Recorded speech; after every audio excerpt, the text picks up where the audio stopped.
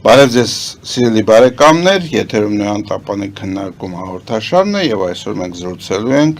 Գերագույն խորհրդի պատգամավոր հասարակական գործիչ Ազատ Արշակյանի հետ։ Ողջունում եմ պարոն Արշակյան, շնորհակալություն, որ ընդունել եք մեր հրավերը։ Բարև ձեզ, շնորհակալ եմ հրավերի համար։ Մենք սովորաբար մեր հաղորդումների ժամանակ քննարկում ենք, փորձում ենք վերլուծել այն իրադարձությունները, որոնք տեղի ունենում Հայաստանում կամ աշխարհում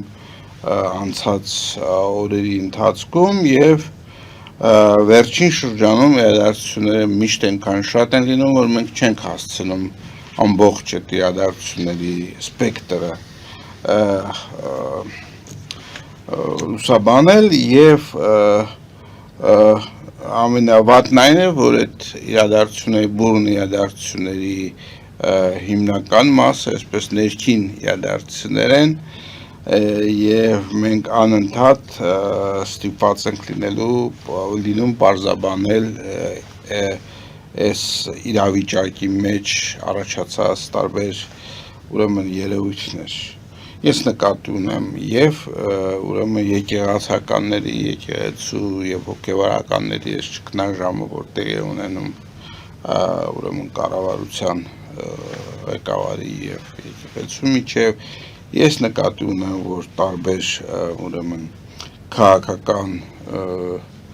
լիդերներ փորձում են իրավիճակից դուրս գալու սեփական երկեր թելադրել եւ չմոռանանք ասել, որ այս բոլորը արդեն կատարվում է չհայտարարված նախընտրական արշավ որպես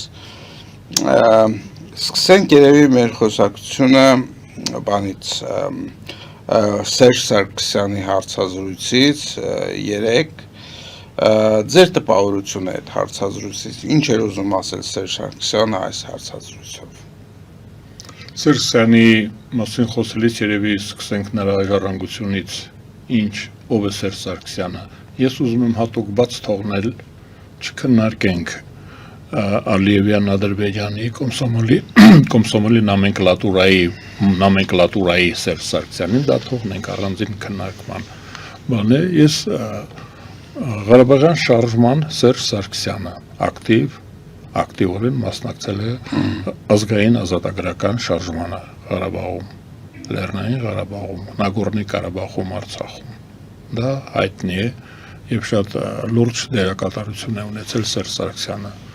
ինձ համար շատ կարևոր է Սերժ Սարգսյանի նախաձեռնած կամ ներգրավվածությունը Սերժ Սարգսյանի հայ-թուրքական հաշտեցման այդ հայտնի գործընթացին ցավոք սրտի ձախողված դա կարևոր այո դա շատ կարևոր ռիսկային շատ ռիսկային բաներ Սերժ Սարգսյանը գնաց այդ ռիսկին եւ մասնակցեց այդպես ասենք այդ հաշտեցման փորձին ու ձախողվեց ցավոք սրտի հաջորդը 4 տարի Սերժ Սարգսյանը ակտիվորեն մեր երկիրը որպես երկրի ղեկավար տարել է դեպի Եվրոմիություն, Եվրոինտեգրացիայի ծրագիրը 3 տարի 8 ամիս կամ չգիտեմ ինչ դրանք լուրջ բարեփոխումների այսպես ասենք համապատասխանեցման ծրագիր է ունեցել Սերժ Սարգսյանը դա էլ ձախողվեց ու երկու կարևոր բան նրանք կարևոր էին ինչ որ արել էր դրանից հետո նորից երկու կարևոր բան սեպտեմբերի 2013 թվականի սեպտեմբերի 3-ին Սերժ Սարգսյանը միանձնյա պատկերացնում եք Հայաստանի Հանրապետությունը հանձնեց Եվրազիական միությանը տվեց առանց մինչ այսօր առանց լուրջ բացատրության դա ինքը ես աղոտ հիշում եմ այդպիսի բացատրություններ կապված սպառնալիքի Արցախի եւ այդպիսի բաների հետ աղոտ դա ընդհանրապես աղոտ միտք է երկիրը հանձնել հայտնի հանրաքվեից հետո առնվազն այդպիսի մի հանրաքվե պետք է արվեր կարգավիճակը փոխելու համար հանձնեց այդ դա էլ է ուրեմն եվրո ինտեգրացիայի Սերժ Սարգսյանը, Բայց չմոռանաք, որ կա նաև ուրեմն այսպես կոչված ԵՊՀ, որը որ անմիջապես փոխարինեց Եվրո SNG կոչված, SNG-ն Չէ, ինքը դա ստացել էր, դրա համար ես նույնիսկ այդ կոմսոմոլի վիճակը իր հանում եմ, որովհետև բայի ինչ-որ, մենք բոլորս ինչ-որ բան արել ենք սովետական միության հետ, համագործակցել ենք, պիոներ, հոկտեմբերիկ, կոմսոմոլ, ինչ-որ բան, էլի, որ այլ լուստրացիայի ինստիտուտը քանի չկա, դրա մասին մեր խոսակցությունները և այդ ես մտածում եմ, որ ընդհանրապես Սերժ Սարգսյանը հենց որ հանդես է գալիս, պետք է սկսի դրանից Հայաստանի Հանրապետությունը ես հանձնեցի Ղազախստանին, Բելարուսին, Ռուսաստանին, Տաջիկստանին, Հայաստանի Հանրապետությունը արդեն համբավ ունեցող որոշ իմաստով ժողովրդավարական երկրի, առաջադեմ երկրի տարա հետադիմության ակումբ, այ դա Սերժ Սարգսյանն է, հաջորդը մարտի 1-ը, մարտի 1-ի վարչապետն էր, չէ, գնդակահարությունները, Երևան քաղաքում, Հայաստանի Հանրապետության մայրաքաղաքում, գնդակահարություններ, զոհեր, հարյուրավոր վիրավորներ, սպանդ, դրա անունը սպանդ է, դա Սերժ Սարգսյանի վզից կախված է և վերջում հրաժարականը պետությունը ոնց հենց այնպես հանձնում եք Մարիոթ ռեստորանում տարակ ընդեղ Մոսկվայում հանձնեցիք սեպտեմբերի 3-ին ապրիլի 23-ին այստեղ հանձնում եք այդ մարդու մասին հիմա նրա ինչ պետք է ասի նրա ասածները հիմա անհետաքրքիր են, նա պետք է տրիբունալին, զինվորական ատյանի հարցերին պատասխանի, ոչ թե բդխային, Հայաստանի Հանրապետության ժողովուրդը 99%-ով սովետական Հայաստանի քաղաքացիները մասնակցել են հանրաքվեի, Հայաստանը հռչակել են դուրս Եվրազիական միությունից, դուրս շրխկացրել, դուրս ենք եկել, ազգային ժողովը, գերագույն սովետ էր կոչվում այն ժամանակ, գերագույն խորհուրդը 100%-ով, այդ թվում և կոմունիստական նոմենկլատուրան հաստատել է անկախության հանրաքվեի արդյունքները, ինքն էլ, ոնց տարար հանձնեցիր, դրա մասին, դա լուրջ է, մենք դրան պետք է անդրադառնանք, ինչ իրավունքով, Սերժ Սարգսյանի ղեկավարած կուսակցությունը, որ ազգային ժողովում քվեարկեց գաղութացման օգտին, ճորտատիրության օգտին քվեարկել են անուն ազգանունով ու նրանք ասպարեզում են։ Ես կարծում եմ, որ սխալ է, որ Սերժ Սարգսյանը քաղաքական հայտարարություններ անելու հնարավորություն ունի։ Մեր սխալն է, որ ինքը կարողանում է հայտարարություն անել, քաղաքական հայտարարություն անել։ Կա քաղաքական կուսակցություն, որը կազմակերպել է քվեարկությունը ազգային ժողովում ապապետականացման հոդվածով։ Պատկերացնում եք, ապապետականացում էր նշանակում այդ Եվրազիական միությանը միանալը։ Այդ կուսակցությունը գոյություն ունի և Սերժ Սարգսյանի ղեկավարությունով քաղաքական հայտ է ներկայացնում։ Հիմա ինչ խոսենք։ Ես ասում եմ, ես կարծում եմ, որ նա պետք է 2013 թվականի սեպտեմբերի 3-ի իր վարքագծի պատճառով նա իրավունք պետք է չունենա քաղաքականությունով զբաղվելու մինչև կյանքի վերջը, այ օրենք պետք է լինի, որ այն մարդը, ով որ ձեռք է բարձրացել մեր պետականության վրա, նա պետք է զրկվի քաղաքական գործունեությամբ զբաղվելուց։ Այդպիսի նախադեպ կա աշխարհում, ամենադեմոկրատական Ֆրանսիայում, ֆրանսիական մեծ հեղափոխության հայրենիքում քաղաքական գործիչներ կան, կուսակցականներ, կուսակցական լիդերներ, որոնց արգելվում է քաղաքականությունով զբաղվելը։ Ես կարծում եմ, որ հենց որ Սերժ Սարգսյան անունը տալիս ենք, պետք է ասենք դեռևս նա քաղաքականությունով զբաղվելու իրավունք եւ հնարավորություն ունի, թե չէ։ Ես կարծում եմ դա այդքանը կարող եմ ասել Սերժ Սարգսյանի մասին։ Դուք ասում եմ, որ հաշտեցման, եվրոինտեգրացում, ազգային ազատագրական շարժում այդ Ղարաբաղյան բաները, որ ասում են կռունկ, բան չէ, դա ազգային ազատագրական շարժում էր ակտիվորեն մասնակցել։ Դրա համար ասում եմ, դա մեղմացնող հանգամանք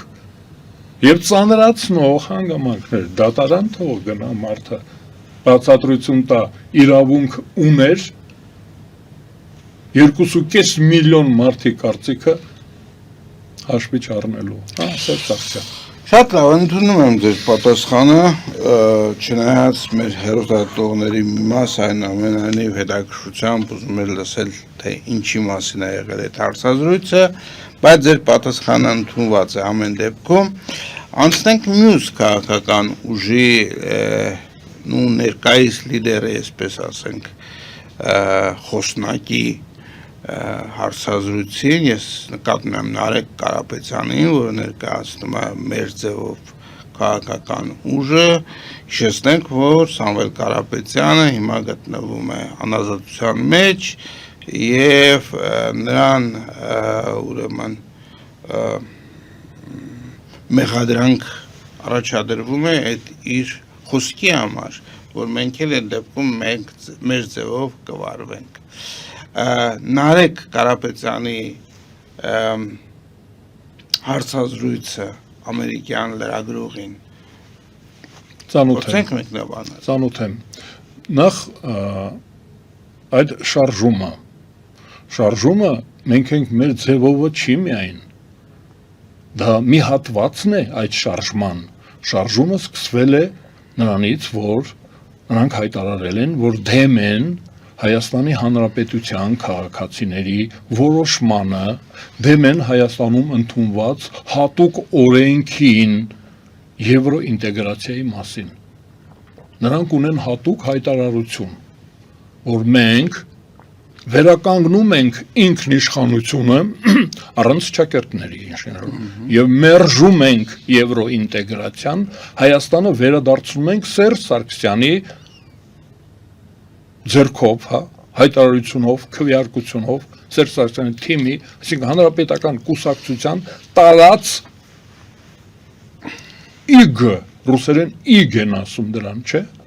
Շատ լավ, իրավունք ունեն որպես քաղաքական կուսակցություն, քաղաքացի, Հայաստանը ազատ երկիր է։ Այո, բարեբախտաբար Հայաստանը բավական լուրջ ազատությունների երկիր է։ Տեսեք, այսինքն երբ որ ասում են մեր ձևով, պետք է հասկանալ, որ այդ ձևի մի մասը, լուրջ մասը, դա իրենց հայտարարությունն է, որ ուզում են շուռ տալ Հայաստանը դեպի Ասիա, կտրել Եվրոպայից, կտրել զարգացումից։ Հաջորդը մեր ձևով ասելուց առաջ նա հայտարարել է, որ ինքը համերաշխում է այն շարժման հետ, այդ հոգևորականների շարժման հետ, արքեպիսկոպոսների, որոնք կոչ էին անում ոչ դեմոկրատական Հայաստանի Հանրապետությունում օրենքից դուրս հայտարարված ձևով, ռազմական հեղաշրջումով, այսինքն բռնություն գործադրելով Հայաստանի Հանրապետությունը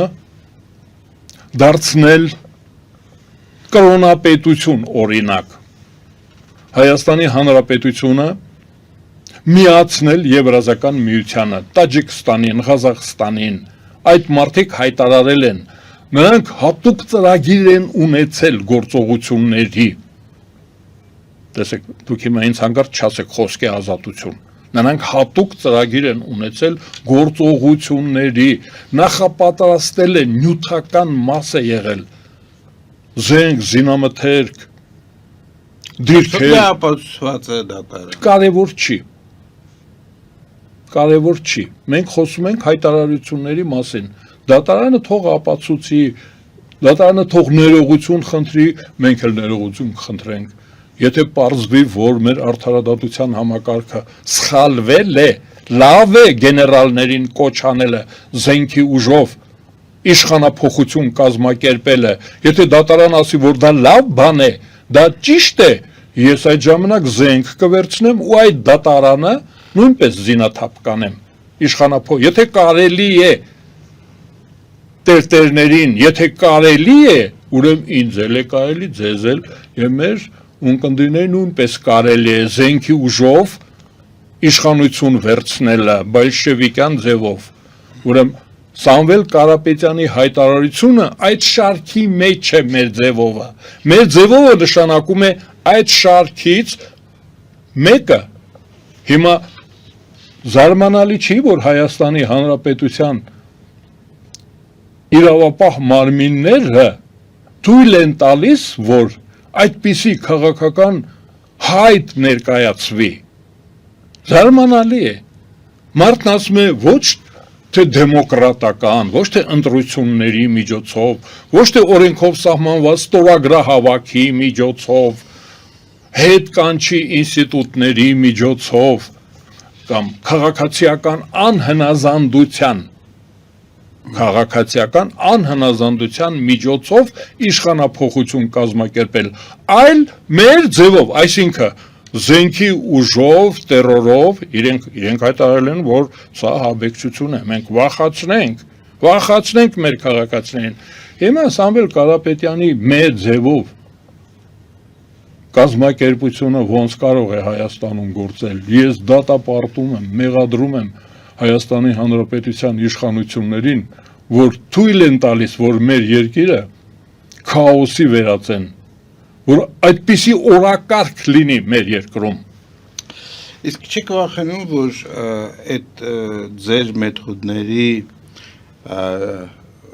այսպես հետևողական կիրառումը կարող է Հայաստանը դարձնել բռնապետություն։ Եվ այն ինչ մենք պարտանում ենք գոնե այս տարիներին լինելով տնտեսապես չափահովված, լինելով, ես չգիտեմ, բազմաթիվ ստրեսների մեջ, այնուամենայնիվ Հայաստանը փողի շատ է, ազատ երկիր է, կառուցվածքով։ Չեք վախենում, որ մենք այդ արժեք կորցնենք։ Խոսքը, եթե ես հասկացա, դուք նկատի ունեք խոսքի ազատությունը եւ խղճի ազատությունը։ Այո, կարծիք հայտնելու հնարավորություն։ Այո, հոգեվորականները կարծիք են հայտնել եւ խոսքի ազատության իրավունքը։ Հոգեվորականները որպես Հայաստանի Հանրապետության քաղաքացի իրավունք ունեն կարծիք հայտնելու հասարակական քաղաքական կազմակերպություններին աջակցելու, մասնակցելու որպես անհատ։ Այո։ Որպես քաղաքացի նրանք քաղաքացու իրավունքներից օգտվելու իրավունք ունեն, բայց որպես հոգևորական Հայաստանի Հանրապետության օրենքներով գրանցված կրոնական կազմակերպության ղեկավարներ նրանք իրավունք չունեն իրենց կանոնադրության մեջ Հայաստանի Հանրապետության արդարադատության նախարարությունում գրանցված իրենց ծրագրում գրված չի, որ որպես եկեղեցի, որպես կազմակերպություն, արքեպիսկոպոս, դա ուսադիր է, ճիշտ այնպես, ինչպես գեներալը, զինվորական, նա որպես գեներալը, որպես քաղաքացի իրավունք ունի համակրելու, ընտրություններին մասնակցելու, ընտրվելու իրավունք ունի, բայց որպես անհատ քաղաքացի, բայց հենց որ գեներալի ուսադիրներով գալիս է ասում է մենք մեր բանակը, ինքը դրա իրավունքը չունի, նա խախտում է։ Հասկանալի է եւ այստեղ իմ մոտ էլի հարց է առաջանում, այդ դեպքում Նիկոլ Փաշինյանը որ գնում է կարգալուց հոգեվորականների պատարագին, ինքը որպես վարչապետ է գնում, թե որպես հասարակ քաղաքացի։ Վարչապետը, գեներալը, հոգևորականը ինչ էլ որ անեն, ինչքան էլ ծպտվեն, մենք գիտենք, որ վարչապետն է բոլոր դեպքերում, գիտենք, որ գեներալ։ Հետևաբար այդ տարբեր սկզբունքներ կիրառելը երկակի ստանդարտ։ Տարբեր չէ, ես ասում եմ, որ բոլորին է վերաբերում, հետո եթե կարգալուց արվածը իրավունք ունի շարունակելու իր գործունեությունը, այդ դեպքում դա նույնպես պետք է բոլորի վրա տարածվի, ով ինչ ուզի պետք է անի, ես կարծում եմ, որ հարկավոր է կասեցնել դա, դատարան դիմեք, ձեր, այսինքն կրոնական կազմակերպության, մեր առաքելական, սուրբ եկեղեցու կանոններով հարկավոր է այդ հարցը լուծել, դիմել Հայաստանի Հանրապետության իշխանությանը, դիմել, որը պարտավոր է ապահովել կազմակերպության, կրոնական կազմակերպության գործունեության ազատությունը, այդ մարդիկ, որ հեռացվել են աշխատանքից, պաշտոնից, չէ, նրանք նույնպես պետք է արվեն Հայաստանի Հանրապետությունում ընդունված օրենքներով, ես կարծում եմ, որ նա իրավունք ունի հոգևոր ծառայություն կատարելու, ըստ քրիստոնեության, Սուրբ Գիրքն ասում է, որ իմ անունը տվեցիք, ես այնտեղ կամ, նա կարող է իրենց տաննել, դու գիտեք, որ մենք ունենք կրոնական կազմակերպություններ, որ տաճարներ չունեն, իրենց բնակավարաններում են անցկացնում իրենց հավաքույթները, ու մենք չենք արգելում, ոչ էլ համարում ենք բնական է, մարդիկ այդպես են ուզում, չէ, նա էլ կարող է դա անել, բայց այդ գույքը ում է պատկանում եկեղեցին, գույքը, դա գույքի զավթում է, թե չէ, եթե հեռացված է ինքը այդ աշխատատեղից, աշխատատեղը մնում է, չէ, սեփականատիրոջն է, ես կարծում եմ, որ դա հարկավոր է լուծել, նորից եմ ասում, օրենքով, դա նշանակում է զոռբայություն, նրանք էլ են զոռբայություն անում, մերոնք էլ, աշխարհիկներս էլ են զոռբայություն, ես կարծում եմ, որ պետք է լուծվի օրենքով, արդարադատության համակարգը պետք է աշխատի, կարգալուծ արված հոգևորականը պետք է պաշտպանված լինի իրավունքների տեսակետից, ուրեմն դա պետք է լուծվի, իսկ ես թույլ տվեք Սամվել Կարապետյանի հարցը գիզատ մնաց, այսինքն միանալով Սամվել Կարապետյանը այդ արդեն մեղադրանք կասկածյալներին, հա տենց ասենք, կասկածյալներին ահաբեկչության և զինված հեղաշրջման, մեկի վերաբերյալ նույնիսկ դատավճիռ կա, մի հոգի նույնիսկ դատավճիռ ունի, այսինքն մենք ավելի ազատ կարող ենք խոսել, ուրեմն ինքը միացել է նրանց, այսինքն մեր ձևով նշանակում է հենց այն ձևով, որ արքեպիսկոպոսներն են ասում, ուրեմն այդ ձևը մեր օրենքներով արգելված է, հաջորդը խոսքի ազատությունն է, մենք ոնց որ վերջացրեցինք, կրոնական կազմակերպությունների մասին օրենքը, թե դրա մասին կարելի է խոսենք դրա մասին, բայց համայն դեպս դուք ձեր տեսակետները ասեք, որովհետև տեսակետները հարցեր են առաջացնում, ես կփորձեմ հարցերը ձեզ մատուցել։ Ես այնպես եմ անում, որ ինձ նորից հրավիրեք, տեղ եմ թողնում, այցեր առաջացան մի երկու շաբաթ հետո կամ մի երկու ամիս հետո այդ հարցերի համար ես նորից կգամ ձեր հարցերին կպատասխանեմ։ Ուրեմն խոսքի ազատության իմաստով խոսքի ազատությունը սահմանափակելը սխալ է, օրենքի խախտում է, հանցագործություն է մեր երկրում։ Խոսքի ազատությունը սահմանափակելը։ Եթե խոսքի ազատությունը ատելության քարոզչություն չի, տեսեք, ատելության քարոզչություն, ես ասում եմ, որ Սամվել Կարապետյանի մեր ձևով շարժման այդ երթը ատելություն է քարոզում հայկական ինքնիշխանության դեմ, հայկական պետության ինքնիշխանության դեմ, ուրեմն խոսքի ազատությունը կարող է սահմանափակվել, երբ որ դա ատելություն է քարոզում, թշնամություն է քարոզում։ Հիմա ես անձնական բան ասեմ, Սամվել Կարապետյանը հիմա գտնվում է անազատության մեջ, դատարանի որոշումով, չէ։ Ես այդ որոշումը արձանագրել եմ ձեր գործընկերոջ մոտ, ասել եմ, որ Սամվել Կարապետյանը ուրեմն կոչ է արել եւ այլը։ Հայաստանի Հանրապետությունը պետք է պաշտպանված լինի։ Հիմա ձեր հարցին եմ միաժամանակ պատասխանում։ Արդյոք Հայաստանի Հանրապետությունը չի կորցնում իր վարկը որպես ժողովրդավարական երկիր։ Եթե իմ ասածով գնանք, եթե խստացնում ենք, ես կարծում եմ, որ չի կորցնի, որովհետև եթե ատելության քարոզչությունը մեր մոտ արգելվում է, դա նույնպես ժողովրդավարության ամրապնդում է նշանակում։ Սամվել Կարապետյանը եւ իրենք եւ իրենց ձևովները նրանք ատելություն են քարոզում ժողովրդավարության դեմ եւ անկախության դեմ, ինչպես նաեւ խղճի ազատության դեմ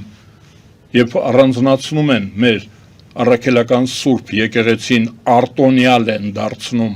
մյուսները նույնպես ազատ գործելու իրավունք ունեն իրանք արտոներություն են տալիս մեր եկեղեցուն որը սխալ է չի կարելի արտոնյալ ունենալ հենց արտոնյալ դարձավ դա բերում է դեգրադացիայի այլասերման որի մենք իմիջիալոց ականատես ենք այլասերման ուրեմն խոսքի ազատությունը պետք է պաշտպանված լինի օրինակ իմ խոսքի ազատությունը Հայաստանի Հանրապետությունում պաշտպանված չի ես կրկնել եմ դատախազի հայտարարությունը եւ դատարանի որոշումը Սամվել Կարապետյանի մասին Սամվել Կարապետյանը ինձ դատի է տվել եւ դատարանը ընդունել է դուք պատկերացնում եք դատարանը որ ասենք չի հարգել դատավորը խոսքի ազատության իրավունքը չիմանալու պատճառով լավ չիմանալու պատճառով իրավունքը դա բայց որ ինքը չի հարգում իր գործընկերոջ դատավորի կարգավիճակը չէ որ դատավորը Սամվել Կարապետյանին ինչ որ ես ասում եմ դրա պատճառով զրկել է ազատությունից Դրան էլ չես հարգում, դուք իրար մեջ էլ, այդ որ տերտերներն են իրար հայհոյում, ես դատավորներն էլ,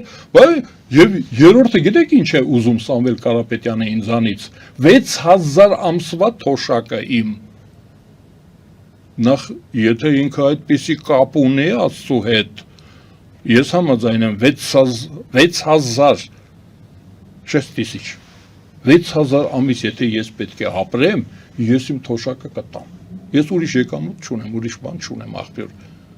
ուրեմն թոշակով եմ ապրում, եթե ինքը իմ 6000 ամսվա թոշակը ուզում է, դատավորը դա հիմք է ընդունել, որ քննարկի ինձ էլ հրավիրել են Ստեփանավան, ոչ թե Երևանում եմ ես դատվելու որպես երևանցի, այլ Ստեփանավան, իրենց կոլխոզին մոտ, այնտեղ կա, Ղալաքիլիսա կոլխոզ ա եղել, Սարգսյանները ընդեղից են, ուրեմն խոսքի ազատությունը, օրինակ մեր դատարանը չի պաշտպանում, պետք է ազատ լինենք, մենք մեր կարծիք եթե կոչ չենք անում զինված ուժերին իշխանափոխություն կազմակերպել, եթե տերորի կոչ չենք անում, եթե ատելություն չենք քարոզում, մեր խոսքը չպետք է սահմանափակվի, Սամվել Կարապետյանը օրինակ իմ օրինակով սահմանափակում է խոսքի ազատությունը, դա համար ասում եմ, դատարանը պետք է ինձ պաշտպանի, արդարադատության համակարգը իմ խոսքի իրավունքը պետք է պաշտպանի։ Շատ լավ, հարցեր առաջացան, այդ հարցերին կանդրադառնանք գովազդային ընդմիջումից հետո, գովազդը եթերում սիրելի բարեկամներ մնացեք մեզ հետ։ Ֆելիչե ժամանակակից ատամնաբուժական կլինիկա։ Այստեղ հարմարավետությունն ու խնամքն առաջնային են։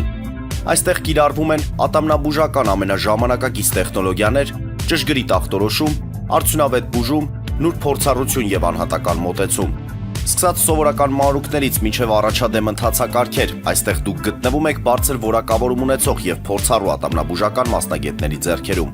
Մեր բարեկամական եւ հյուրընկալ անձնակազմն այստեղ է յուրաքանչյուր այցը հաճելի դարձնելու համար։ Ֆելիչե, ձեր առողջ եւ ամենաերջանիկ շպիտը սկսվում է այստեղից։ Եկեք եւ բացահայտեք նորարարության փորձագիտության եւ կարեկցանքի կատարյալ համադրությունը։ Վաճառվում է գերմանական հնաոճ դաշնամուր 1892 թվականի արտադրության ֆոն Մուրբախ։ Գտնվում է գերազանց վիճակում։ Կինը 15000 ԱՄՆ դոլար։ Հեռախոսահամար 094 115 310։ Երևան շիփինգ, սենսացիա ստեղ, հա։ Այո, ճիշտ եք եկել։ Սանդրոցներ Երևան ուղարկելը $2.99 օթանավով։ Այո, Իսկ եթե դոլար ուղարկես, դոլար ստանան։ այո, Իսկ որ տանեն տուն հասցնեն, էլի մի տոկոս, հա։ 2%։ Ասա ծրի է, էլի։ Ժողովուրդ սենսացիա, ծրի է։ North Hollywood Glendale Jackpot հագուստի խանութը երկրորդ մասնաճյուղն է բացել Գլենդելի սրտում, որտեղ կարող եք ձեռք բերել եվրոպական եւ ամերիկյան ընտիր հագուստեղեն, կոշկեղեն, աքսեսուարներ, պայուսակներ ամենահարմար արժեքներով։ Նաեւ կարող եք ցանկացած ապրանք պատվիրել եւ ձեռք բերել կարճ ժամանակում։ Jackpot-ի Գլենդելի հասցեն է 1135 North Pacific Avenue, հեռախոս 818 813 2252 Jackpot հագուստի լավագույն կենտրոնը Գլենդելում։ 60-ից ավելի ճանաչված եվրոպական բրենդների ինքնատիպ, չկրկնվող եւ մատչելի ընտրանին Fortuna Home and Country House խանութ սրահում։ Նորավոճ սպասք եւ կահույք հորեկա բնագավառի համար, տեքստիլ տնտեսական ապրանքներ, ամեն ինչ գեղեցիկ կյանքի համար։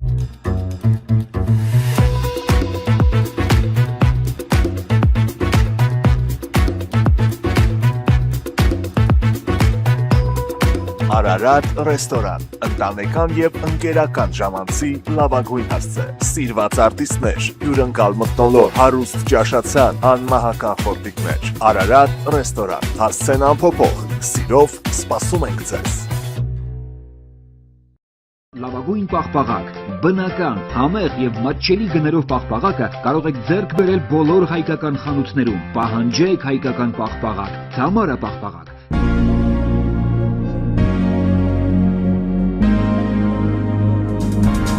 Տպագրեք ձեր գիրքը Նոյան տապան տպագրատանը, ինչպես նաև թերթեր, ամսագրեր, բուկլետներ եւ այլն։ Հասցեն քաղաք Երևան, Իսահակյան 28 առաջին հարկ։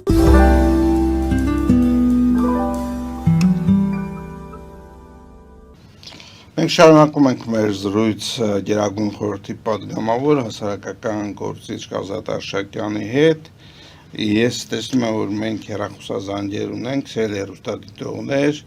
ասեմ, որ դուք կարող եք զանգել էկրանին երևացող հեռախոսի համարներով եւ Ամերիկայի Միացյալ Նահանգներից եւ Հայաստանից։ Մենք 1-2 հեռախոսազանգ կընդունենք եւ հետո կանցնենք արտաքին քաղաքական հարցերի քննարկում, որովհետեւ դրանց մեջ էլ շատ հետաքրքիր հարցեր կան։ Բարև ձեզ, դուք եթերում եք։ Բարև ձեզ։ Բարև ձեզ, Սիրելի Տիգրան, երկու հատ կարճ հարց ունեմ։ Ձեր հյուրին մեր անվախ հերոս գրագետ դատավոր սիրելի Ազատ Արշակյանին։ Ուրեմն առաջի հարցս, եթե հանուն խաղաղության մենք 500,000 մուսուլման ադրբեջանցիներ ընդունենք Արցախ եւ 5-ից 10 տարիների ընթացքում ավելի շատ մուսուլմաններ լինեն, քան թե հայ քրիստոնյաները, որովհետեւ այդ 5-10 տարվա ընթացքում 500,000 Հայաստանից կհեռանան։ Եվ երկրորդ հարցը, որ եթե մենք արևմուտքի երրորդ խորհուրդ տնանք եւ երրորդ խորհուրդը քրիստոնյա Հայաստանին օգնի եւ հզորացնի եւ արևմուտքը հզորանա Կովկասում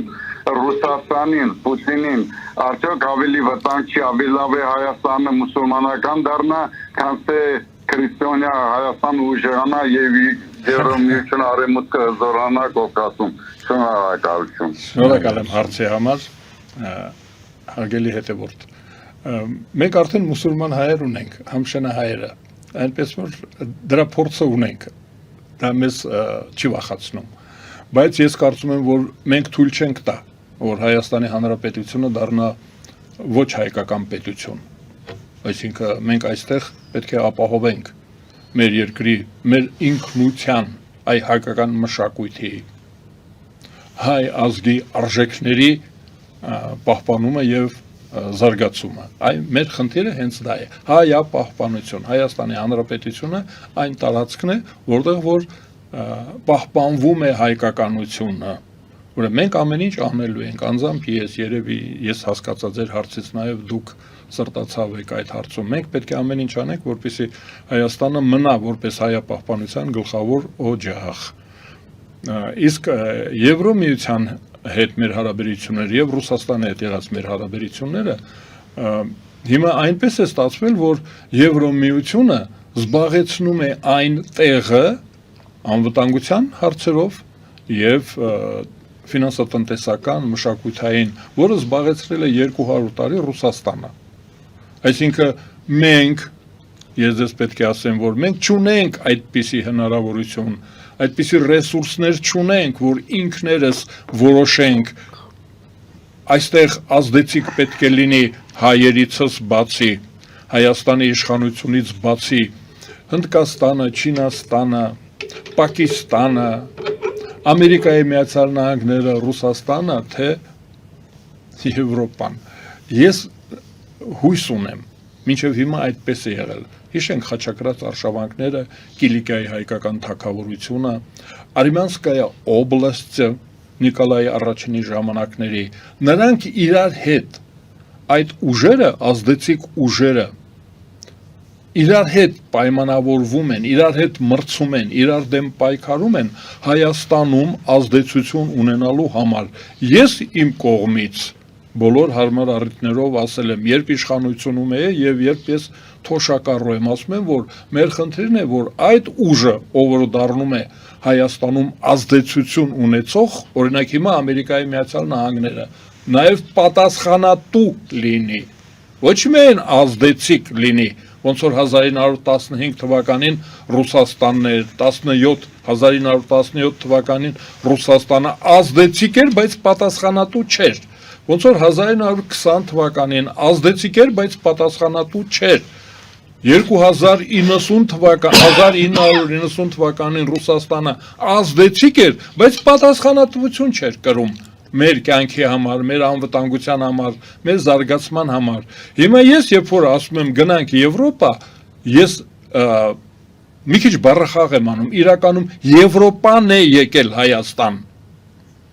Այ մենք համաձայն ենք Եվրոպան գա, թե Հյուսիսային Կորեան, օրինակ, եթե մենք հրավիրենք, հնարավոր է Հյուսիսային Կորեան էլ գա Հայաստան, բայց մեզ ցանկալի է,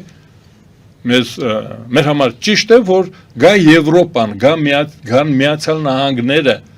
այդ դեպքում մենք կաջակցենք նրանց, ում հետ որ մեր շահերը,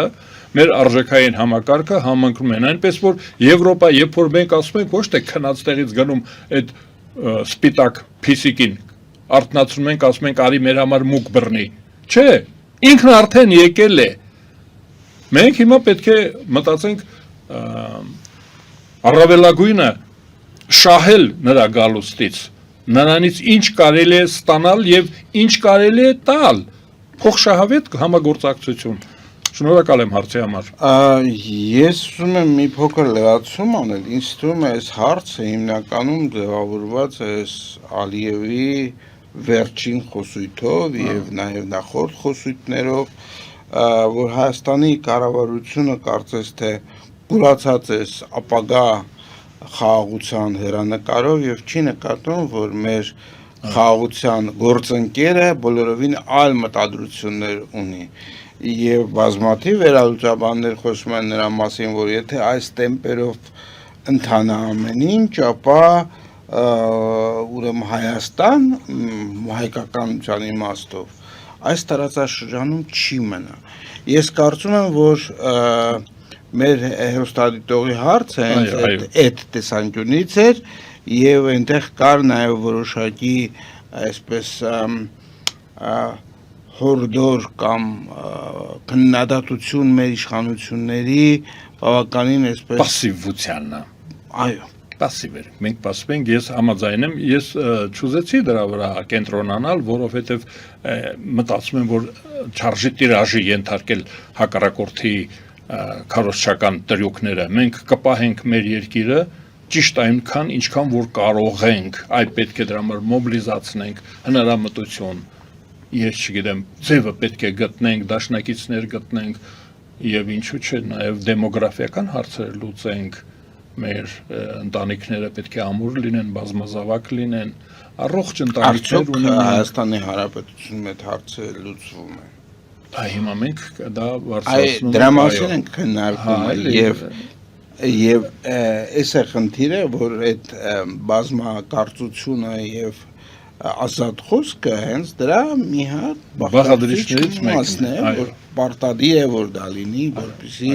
մենք կարողանանք նման հասարակություն ստեղծել։ Այո, ազատությունները ապահովության պայմաններ են ստեղծում, մարդիկ ուզում են ունենալ զավակներ, կրթեն, հասցնեն իրենց նպատակին, մեր լեզվով ասենք, չէ։ Իհարկե մենք պետք է այդ ուղղությամբ հատուկ աշխատանքներ կատարենք, հատուկ։ Օրինակ ես հենց հիմա շատ մեծ ցավով ասում եմ, որ Հայաստանի Հանրապետությունը դարձում է Երևանի Հանրապետություն, օրինակ տարածաշրջանների զարգացումը, այսինքն մենք առնվազն 10 քաղաք պետք է ունենանք մենք իրենց ենթակառուցվածքներով, այնտեղ են ծնվում մեր հայերը, մեր հայրենակիցները։ Շատ լավ, մենք եւս մեկ հեռախոսազանգ ունենք։ Բարև ձեզ, դուք եթերում եք, լսում ենք ձեզ։ Բարև ձեզ, դուք եթերում եք։ Հեռախոսազանգը չաշխատեց, լավ։ Եկեք հիմա մենք անդրադառնանք արտաքին քաղաքական իրողություններին, որոնք բավականին մեծ ազդեցություն ունեն Հայաստանի վրա։ Մենք ունենք քիչ ժամանակ դրան անդրադառնալու համար եւ հեռախոսազանգերը էլի շատ են։ Գուցե այնուամենայնիվ դուք ընտրեք, պատասխանենք, դա մենք հարգում ենք մեր ունկնդիրներին։ Բարև ձեզ, դուք եթերում եք։ Բարև ձեզ, պարոն Հարությունյան, բարև ձեզ, պարոն Արշակյան, ուրախ եմ ձեզ տեսնել նատապանի եթերում, ողջունում ձեզ հրավիրել ընդելից, մենք հաճախ ենք Տիկին Արաքելյանի եթերում շփվում իրար հետ։ Այսօր իմ հարցը ձեր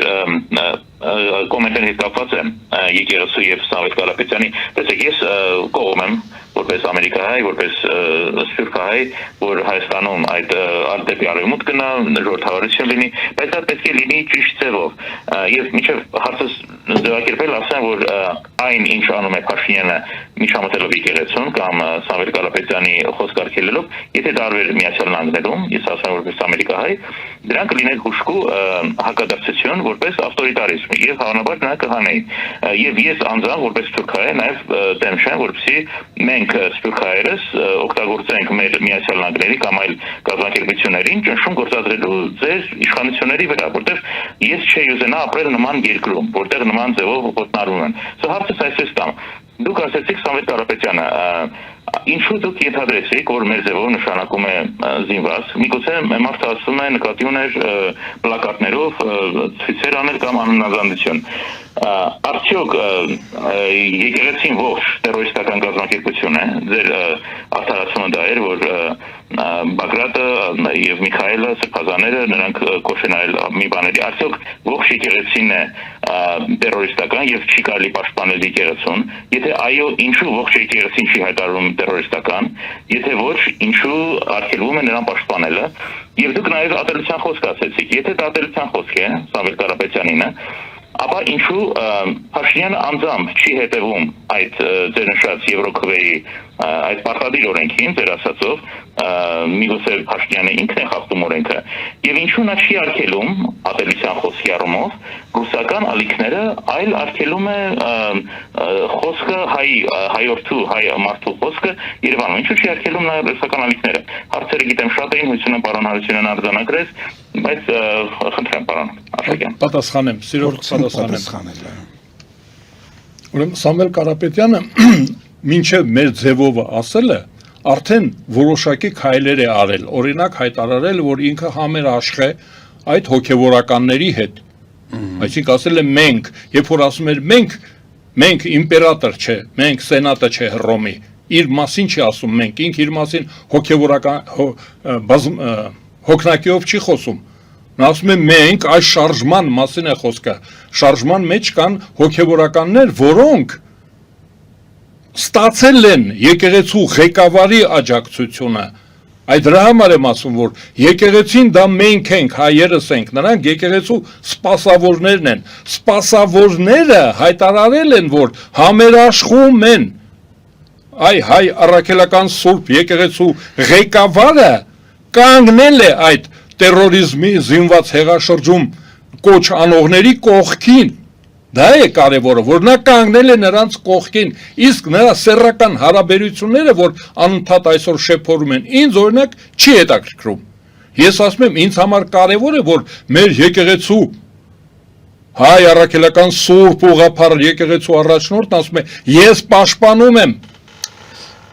տերորիզմի եւ զինված հեղաշրջման կոչ անողներին,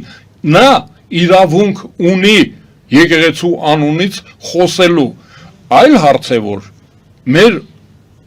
երկրի իշխանության արձագանքը ես կարծում եմ սխալ էր։ Արդարադատության նախարարը պետք է ծանուցագիր ուղարկեր եկեղեցու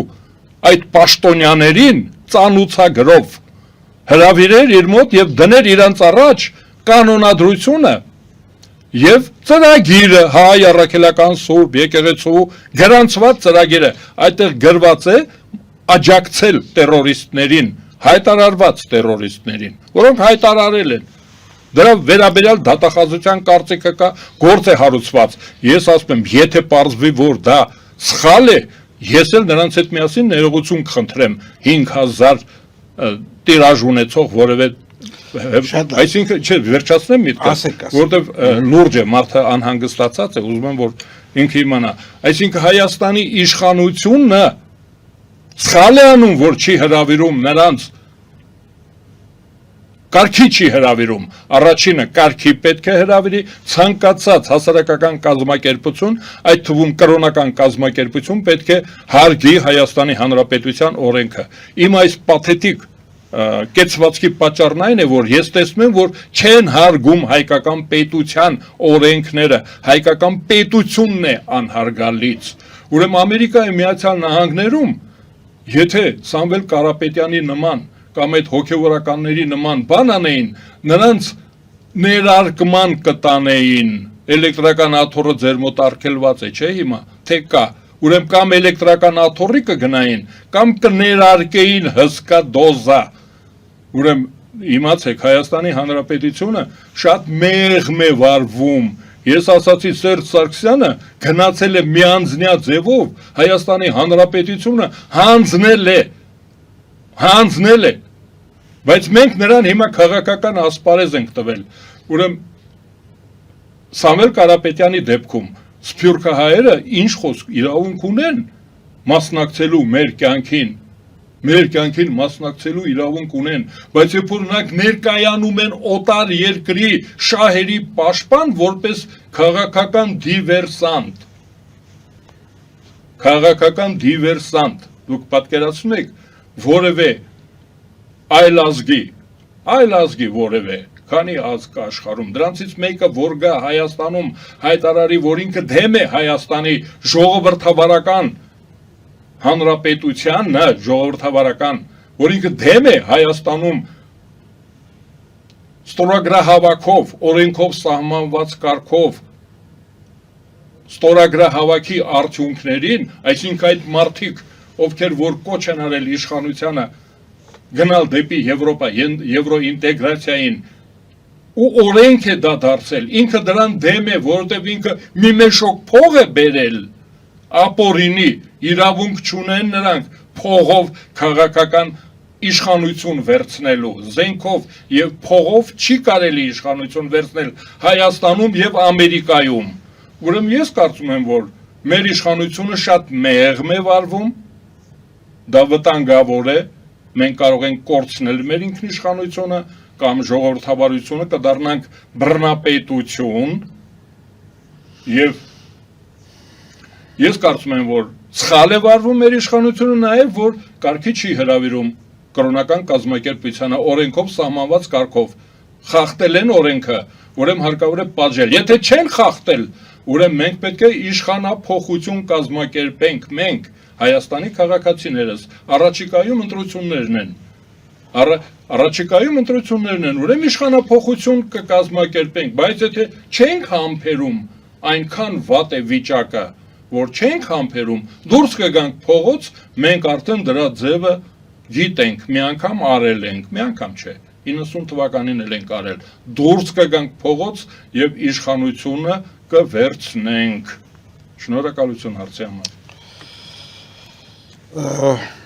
Ես որքան հասկացա, մեր հեռուստատողի հիմնական մտահոգությունը այնուամենայնիվ նրա մեջ էր, որ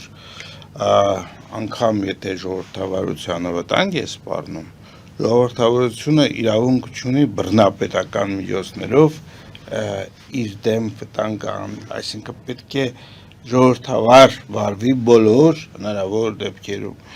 Այո, համարժեք տերմինը օգտագործենք։ Եթե նա զենքով է գալիս մեր վրա, մենք փուչիկներով գնանք ընդառաջ։ Շատ լավ։ Մեր հաղորդմանը մնացել է ընդամենը 5 րոպե ժամանակ, մենք նոր թեմա չենք հասցնի, բայց նոր հեռախոսազանգ կհասցնենք։ Բարև ձեզ, դուք եթերում եք։ Բարև ձեզ, դուք եթերում եք, լսում ենք ձեզ։ Հարց ունեմ, միշտ նեղում է։ Ալիևն որ ասում է 600,000, 4 սովետի վերջի այդ մարտահամարի ժամանակ լրիվս մարտահամար էր անցնում, չէ, ինչքան էին թուրքերը Հայաստանում, կամ ինչքան ժողովուրդ կար, նա դե թույլ տվեք, որ Ալիևը սուտ է խոսում, 600,000 չի եղի, կամ Շնորհակալություն։ Շնորհակալություն։ Շնորհակալ եմ հարցի համար, իրականում Ալիևը սպեկուլյացիա է անում, քաղաքական սպեկուլյացիա է դա, որովհետև նա նկատի ունի նաև Պասկևիչի ժամանակներում տեղահանված հայերին եւ թուրքերին։ Նա 600,000 որ ասում է, Պասկևիչի ժամանակ այստեղից ըստ պայմանագրի հայ-ռուս պարսկական պայմանագրի այստեղից տեղահանվեցին թուրքերը, տեղափոխվեցին Պարսկաստանի խորքերը, այնտեղից հայերը տեղափոխվեցին Հայաստան, Արմյանսկայա օբլաստ։ Այդ Ալիևի հաշվարկը այդպիսի է, նրանք ընդհանրապես, երբ որ հաշվարկ են անում, իրենց ուզած ժամանակն են վերցնում, դա մեր հանրային գործիչների, քաղաքական գործիչների սիրած թեման է։ Ասենք նաև, որ այդ Պարսկաստանի խորքում ապրող հայերը, այստեղից էին, դրանք ոչ այլ ոչ են, քան Հայաստանի Հանրապետությունից Շահ Աբբասի կողմից բռնախախտված մարդիկ։ Այսինքն, եթե վերջը վերցնենք, այդ մարդիկ հետ են եկել իրենց տները, մեր հայրենիքը։ Իսկ դա ես դրա համար ասում եմ քաղաքական սպեկուլյացիա, դա անլուրջ է, դա անիմաստ է, ոչ ոք թույլ չի տա այդպիսի տեղաշարժերի, ոչ ոք Հայաստանի Հանրապետությունը չափազանց կարևոր գործառույթ ունի այս տարածքում, եւ դա նույնիսկ փոքր է։ Ես հույս ունեմ, որ գործառույթի տեսակետից մենք նույնիսկ ավելի կենսունակ տարածքներ կունենանք, այնպես որ մեզ դա չի սպառնում, դրսից չի սպառնում։ Ներսից էլ մնում է, որ մենք մեր կյանքը լավ կազմակերպենք, որով որ հենց հիմա մենք զբաղված ենք ձեզ հետ միասին, հարգելի հունկնդիրներ։ Մենք հիմա դա ենք անում, ուզում ենք, որ մեր երկրի իշխանությունը արդյունավետ կառավարման մեթոդներով ղեկավարի մեր աշխարհը։ Շնորհակալություն, պարոն Արշակյան, սիրելի բարեկամներ, մեր հաղորդումը սրանով ավարտենք, հիշեցնեմ, որ մենք զրուցում ենք Գերագույն խորհրդի պատգամավոր հասարակական գործիչ Ազատ Արշակյանի հետ։ Մաղթում եմ ձեզ ամենայն բարիք եւ մինչեւ նոր հանդիպում։